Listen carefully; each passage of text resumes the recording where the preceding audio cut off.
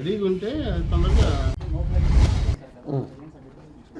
ఇప్పుడు prime minister security ఇప్పుడు మాకు ఒక సీనియర్ ఆఫీసర్ ఫోన్ చేశారండి, ఇలా జరిగింది. మరుసటి రోజు నేను చెప్పాము కేస్ డిటెక్ట్ అయింది. మరుసటి రోజు నేను చెప్పాను ముద్దాయిని కూడా పట్టుకున్నాం. అంటే 2 days లోపల పట్టుకొని రావడం జరిగింది. ఇమీడియట్గా ట్రేస్ చేయడం, ముంబై మన మహారాష్ట్ర వరకు వెళ్ళడం, మహారాష్ట్ర నుండి పట్టుకొని రావడం, అది చాలా చాకచక్యంగా చేశారండి. ఈ రికవరీకి టైం పడింది, ఈ property recovery and car recovery. కానీ మన వాళ్ళు చాలా ఫాస్ట్గా చేశారండి. అందరికీ రివార్డ్ ప్రకటిస్తున్నాం. Thank you. వచ్చినాయి, జైల్లో ఉన్నాడు, బయటికి వచ్చాడు. లాస్ట్ 25 years నుండి అఫెన్స్ హిస్టరీ ఉంది. ఫాస్ట్ అఫెన్స్ నేను అనుకుంటా 2000 నుండి స్టార్ట్ చేశాడు. లాస్ట్ 25 years నుండి అఫెన్స్ చేస్తూనే ఉన్నాడు. కన్విక్షన్ జరుగుతూనే ఉన్నాయి. లోపలికి వెళ్తూ ఉంటాడు, బయటికి వస్తూ ఉంటాడు, అఫెన్స్ చేస్తూ ఉంటాడు.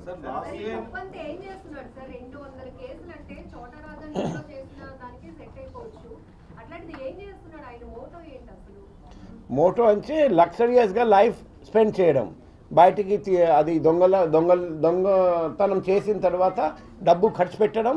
మేము దొంగతనం ఈసారి జరిగిన తర్వాత వెంటనే పట్టుకున్నాం. అందుకే ఇది కానీ అప్పుడు ఇన్గాట్ మాత్రమే దొరికింది, అంతా మెల్టింగ్ అయిపోయింది. సో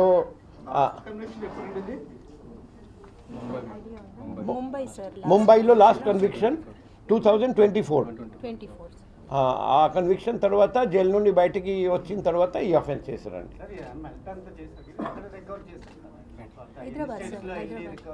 మెయిన్లీ హైదరాబాద్లో రిసీవర్ ఉన్నారు, అక్కడి నుండి హైదరాబాద్ నుండి రికవరీ చేయడం జరిగింది. ఒక కేసులో ఇంటాక్ట్ ప్రాపర్టీ ముత్తూట్ ఫైనాన్స్ లో పెట్టింది రిసీవర్. మనం చాలామంది రిసీవర్స్కి తెలియదు, నాలెడ్జ్ లేకపోతే, ఇంటెన్షన్ లేకపోతే మేము కేసులో పెట్టలేము. చాలామంది రిసీవర్స్ మేము ఏం చూస్తున్నామంటే, నెంబర్ 1 మిమ్మల్ని అరెస్ట్ చేసి జైలు పంపిస్తామంటే ఒక ఏమి రికవరీ ఇవ్వడు, నెంబర్ 1. నెంబర్ 2 వాళ్ళు చాలామందికి తెలియదు, ఇంటెన్షన్ లేదు. వాళ్ళకు నా గోల్డ్ నేను ఇస్తున్నా అని, అమ్ముతున్నా అని అలా చెప్తారు. ఈ Muthoot finance, different finance company, gold finance companies దగ్గరికి కూడా వెళ్ళి వాళ్ళు అలాగే చెప్పి, మాటలు చెప్పి స్టోలెన్ గోల్డ్ ఇస్తున్నారు. మేము చాలా అటువంటి కేసెస్లో కూడా రికవరీ చేస్తున్నాం.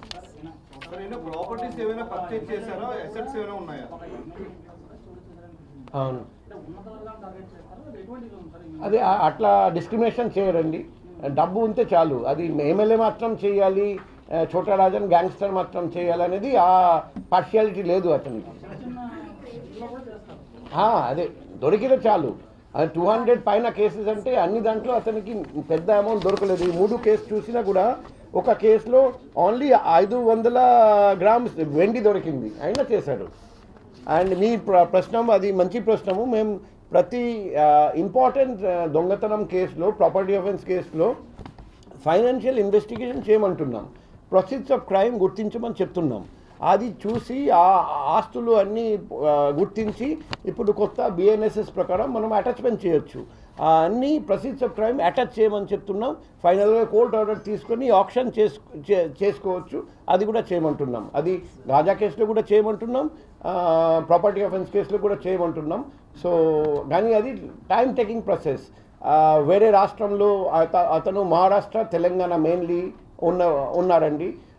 ఎక్కడెక్కడ ప్రాపర్టీస్ కొన్నారు, ఎక్కడెక్కడ గుర్తించడం, చాలా చోట్ల బెనవీ ప్రాపర్టీస్ ఉంటాయి. సో మేము గుర్తించడం ఒక టైం టేకింగ్ ప్రాసెస్, అది కూడా ఖచ్చితంగా చేస్తాం.